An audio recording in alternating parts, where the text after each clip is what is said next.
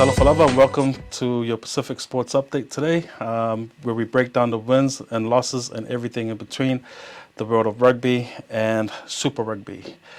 Here with me today is Leo Pepe Talailene, who will be co-hosting with me, and we'd like to give a shout out to Digicel Pacific for sponsoring our short segment podcast. How was your weekend? Oh, look, apart from the Blues losing to Moana, which it was a 50-50 given, we support the Blues, but at the same time we all want also Moana to make it. So Moana is in a good position now to really make the top six or the playoff for the first time.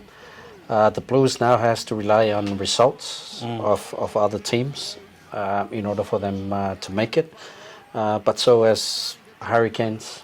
So I think those are the three. Even the Reds, they still need to win all their games. So I think this year's Super Rugby is a very competitive one, but no one could foresee that what the Moana has done.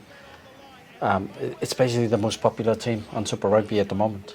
Where do you feel like Moana excelled at on Saturday? I'll tell you what, they're not making a lot of mistakes. They're holding on to the ball, and they've got confidence in their attack as well. But their defense is solid. The Blues threw everything at them, but they were defending, and every time they have the ball, their number 10 did a good job in kicking the ball. Even Adi Xavier was kicking the ball. So it just shows that they've got a license to play what's in front of them. At the same time, they took opportunities. So, I mean, if you look at last year, man, they were just kicking the ball a lot to the opposition. Every possession, it was like when you get the ball, when they've been defending, get the ball, kick it out, reset. But this time around, they've got that confidence that they can attack from anywhere. You know, the other thing that I saw on the game on Saturday that's been really different this year, I was really happy that they took the penalty kicks, because normally they will kick to the corner and then they'll try to drive it from there. Let's talk about the magic of Artie. I mean, we've spoken about it on so many programs, but man, he was voted the best player Super Rugby Pacific with two rounds remaining. And we spoke about how one player can inspire a whole team or lead a whole team to the playoffs. They're not there yet, but you look at two teams who didn't make the playoffs last year. You look at the Crusaders. They didn't make the playoffs last year, but they're now, third at the moment, or second? But you can't really say that one person inspired the whole Crusaders team to improve this year, because they have a lot of All Blacks who are in the team. But if you look at Moana, they signed one marquee player. They have and inspire, a lot of players that nobody have even heard of. They're from everywhere, but they've now played like a team that they've been together for a long time. You don't underestimate that the work that Tana Umaga has done, and Adi Xavier and the whole coaching team have managed to put together players who haven't. Some of them didn't even play with each other. But so it's and just the following. Can you imagine their fan base now compared to when they start the season? I mean, you saw it on Saturday. How full was the stadium? I mean, you weren't in the media box. You were somewhere else. There were two vans. You notice my family. There was about there's 8 of us. From our household that went. They were all Blue supporters. By the time the game's finished, I think there was only 2 Blue supporters left. The other 6 have basically joined the bandwagon and become Moana supporters. Where do you think Auckland Blues should have capitalized on? They had a lot of errors than Moana, and like what you're saying, with the set pieces as well. There was no creativity in their attack. Everything they tried, the Moana was able to read and tackle. I thought if they could have just do a little bit of kicks just behind, the short kicks, because the Moana were flying up in a line in defense. And even Ari Xavier tried a short kick and regathered the ball. So I think they're a structured team, but they just didn't have add a bit more creativity, a bit of flash stuff into it, just so they can find some opportunities, because Yep. there weren't that many opportunities left, and they grind it out, which is what they normally do with their forwards. Just keep hitting the ball through until they get to the line. But this time around, they did it in the first game against Moana. Yeah. They got the win, but this time around, there was hardly any opportunities available for the Blues. So, if anything, Bowden Barrett and some of the senior players just really need to hopefully work hard and get a bonus point in the last game, and hope for the other results to come their way. On paper, I believe that Oakland had a better team.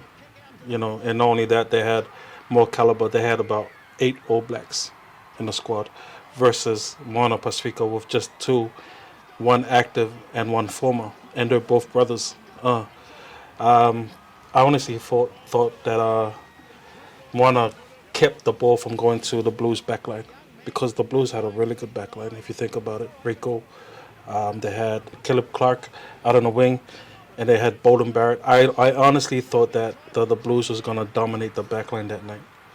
Yeah, the forward battle, we kind of both saw the same. And that's why I thought the backs could have had a bit more creativity in utilizing the opportunities, but the Moana did that, their backline.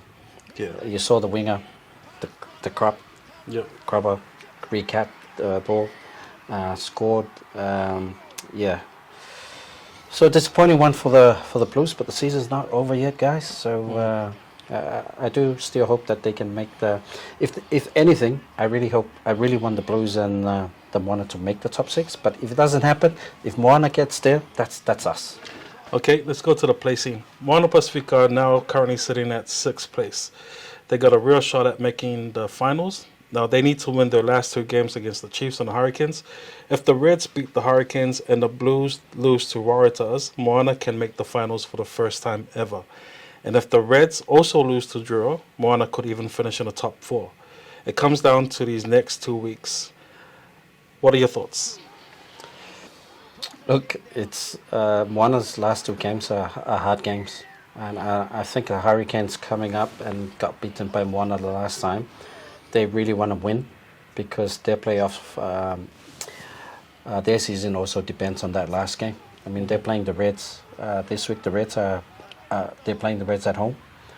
So nothing. I think every team just needs to win all their games. Yeah. Even the top 3, because is it 1 play 6, 2 play 5, 3 play 4? Yes. And then the winners are confirmed, and then the best losers. Then you got your 4 teams for.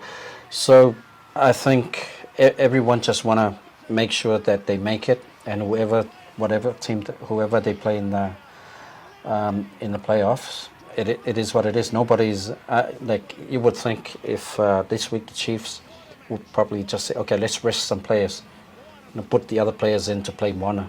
But even that, I don't think they're going to do that, because they know how important where they finished. Yeah. So it's going to be this game is probably going to be a bigger game than the Blues and Moana, because of what's at stake. Well, it looks like it's all over for Waratahs, Western Force, Fiji and Drua, and the Highlanders. The Highlanders, Jamie Joseph was explaining the reasons for their struggles this year was that finding talent within their region, their area, amongst other things. But it's been an interesting year. Would you have thought that Moana would be at the position that they are today in the beginning of the year? When I saw your coverage of Moana signing Ari Xavier, I knew exactly that it won't be the same Moana. I just did not expect them to win all these games. I expected them to do better than last year, but this is way better. They've overachieved already on their position compared to all the other seasons. So we can't, we can talk more about this, but the problem is the season's not over. I think there's still more to come, and this might just be another story that's closer to what the Auckland FC soccer team Yes. has done. That's amazing on its own, because they, for a team playing in the first season, and they won you know, the round. They were the champions after the complete of the rounds, and now they're in the semis, and they're one game away from making the finals for a team who just come together in one season. Now I think that story is going to be hard to beat, but if Moana goes all the way to the final, man, that's going to be huge. Do you feel like Moana Pacifica's presence in the Super Rugby has definitely spiced things up, created more hype? If you look at the crowd gathering at Albany, it was 12,000 strong fans from both Auckland and North Harbour. But the other question that comes from that statement is, it was really the battle of the '09. What are your thoughts on that? After the first game, yeah, when every time they score, just go, yeah, this is our city, our town. Yeah, it was pretty hard to do that last Saturday, because I think Moana can and their supporters can definitely say, well, you know what, this is our city now, and it's great for the game. Yeah. If you look at all the comments of all the socials, you got people from South Africa. The South African teams are not even playing here, but they're following because of what Moana is doing. You got fans from the UK, from Europe, from the States. So this whole thing with Adi coming here and inspiring this team has really created a whole new following for Super Rugby, because I'll tell you what, because everybody thought when South Africa left, and there was nothing exciting left. The competition is not that high anymore, but I'll tell you what, it's going in the right direction. And I don't know, man, I don't want to jinx it, but I hope Moana makes the final, Okay. Let's go to the Blues. Let's go to the predictions for this weekend. Crusaders versus Highlanders. I would say Highlanders. Their first win to get them closer to draw, because they're coming last at the moment. So I think they're going to give it up, because they improved. They nearly beat Hurricanes last week. So I think this week they're going to do it this week. Reds versus Hurricanes. Reds. Why? Reds are playing at home. It's their home game. Their season is on the line as well if they don't win this game, because they've got the Brumbies. I think the week after. So they need to win this one. I'm going for Hurricanes. Yeah. Chiefs versus Moana Pacifica. I would say Chiefs, mainly because it's their home game. They got Stitch back. It's just gonna add more dynamics to their attack, to their defense. Moana just need to go hard out, and who knows? But I'm picking Chiefs on this one. I'm going with Moana on this one. It'll be an interesting battle between the loose forwards as well, because Artie wasn't playing on the previous game. But I'm riding on that magic that he's producing at every game that he plays in. Yeah. Force versus Waratahs.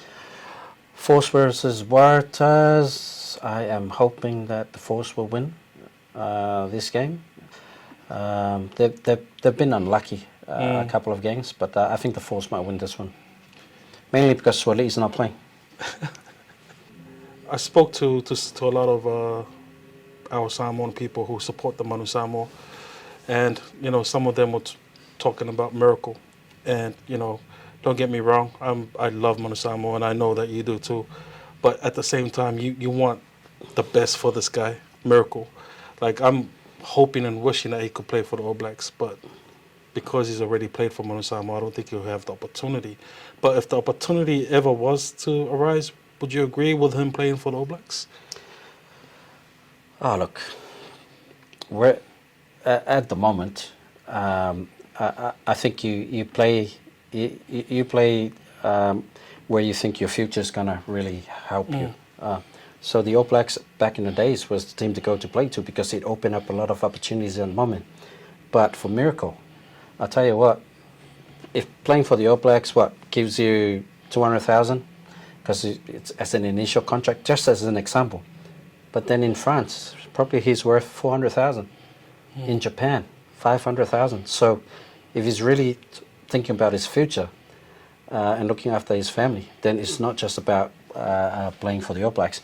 But while we're there, didn't I read something about that Kieran Kieran signed up for the Chiefs. signed for the Chiefs next year? So it just shows that he's played for Tonga, but he's now willing to buy his time on the stand-down period for a chance to be selected for the All Blacks. So it is possible for players who are in Moana to have aspirations to play for the All Blacks, but man, that just defeats the whole purpose of why we had this team, was to really shape up prepare those players so that Tonga, Ikalatai can have good players to pick from, and so as Manu Samoa. And I'm excited about what's ahead with the Scotland game, because if you look at Matavao, Taumatene, and if Bishop wants to play for Samoa this year, that could be our first 5. And then you've got Danny Toala and Lalomilo, who are the informed centres at the moment. And if they could, if they were eligible for the All Blacks, I feel like they would be in contention as well, because the combinations has really helped Moana as well. But yeah, that's my fault. If Miracle, the kid came from Samoa. He's a true Samoan warrior. He's going to stay for the money. Yeah. Speaking of Manu Samoa playing Scotland, there some other matches that are also happening in, I think, July, if I read correctly. I might be wrong. The Pacific Islanders 15. Yeah, I didn't read a lot about that. I found out from you. I mean, that there's a Pacific team playing the British Lions. Yeah. And Tautai Kefu is coaching that team. You don't look too far as a coach to who are the informed players at the moment. Like, the majority of his team should be from Moana, considering what they've done this season. And obviously there are other players who are eligible from other Super Rugby team, and also from Japan and Europe. So it's on the 22nd of July, and I think the Manu Samoa versus Scotland is on the 18th of July. Okay, so just the week after. It's just the week but after. Is the Lions a game in Australia or in New Zealand? It's in Australia. Okay. But I was thinking that maybe Moana Pacifica should just play the Lions. I mean, they got a good set of, I heard that Tautai Kefu's team mostly will be from Europe, the Islanders who are playing in club in Europe. Yeah, no, I agree with you. If they wanted a Pacific team to play the Lions, they could have or even used the Moana players and the draw players to pick up a team. At least you've got a representation from Fiji, Tonga, and Samoa. To end our update, Wallace Atiti's got a 2-year, has been re-signed for another 2 years for the New Zealand Rugby and also the Chiefs. Your thoughts on that? Oh, look, I read there was a release, a statement from him and his family, and they're grateful for the opportunity that the Chiefs offered him. We got to remember that he came through the Blues setup, and because of the way player movement happened for the Blues, he saw that there wasn't an opportunity there for him to really take his game to the next level. And so he signed up with No Fapa for ITM, and then the Chiefs came calling. And first year of joining them, he made the All Blacks. So it's a big loss for the Blues, but at the same time, you got to be able to see where your opportunities are. And I'm happy that he's signed again up to 2027, which is the next World Cup. And I think Satiti can only get better from here on. I just wish he could have stayed with the Blues, but hey, all the best with the Chiefs, and kudos to Lemalu, Samuel Satiti as well, and Rose on the support that they have for, and also for their whole family, for Wallace and of where he is, and he inspires a lot of South Auckland kids with his journey. And, I got 2 of my boys at De La Salle, and I think he's one popular guy at De La Salle because he came through De La Salle College. And, love his journey. Looking forward to this weekend's game. But just before we go, today we were supposed to be out west at the Henderson Trust Arena. We were supposed to do a bit of footage capturing and also do the sports update from there at the Run It Straight. Unfortunately, things didn't go to plan, so we're currently back in the studio. But while we're on this topic of Run It Straight, I I'm not a big fan of it, but what are your thoughts? It's mainly because it's quite new. I think as a parent, we're quite concerned about what the kids are seeing from this, because it's basically you standing there, the guy running at you will just run straight. You just have to tackle him and put him on the side. The kids do it every time when they're playing. What's the name for it here in Bull rush. Bull rush. Yeah. So it's the same thing. But I think this time around, they're creating it to be a sport. And at least with bull rush, you can sidestep. yeah, I think this one, no, you can't. You cannot. But, because it's quite new in New Zealand, I don't think we've seen it on social media. Yeah. But I think from where the politicians are and the guys who look after the well-being of people, they say, wait a minute, we don't have enough information about this. But I'll tell you what, it's just like how when UFC started, people just thought, no, that's dangerous. At least boxing, you got the gloves, you don't use your legs. But look, now UFC is like one of the most popular sports, pay-per-view. Yeah. It's commercialized, it's creating opportunities. And a lot of Polynesian people are in it, making a living out of it. And is this kind of like semi-professional? So let's run it straight? What I've heard is that there's two different organizations.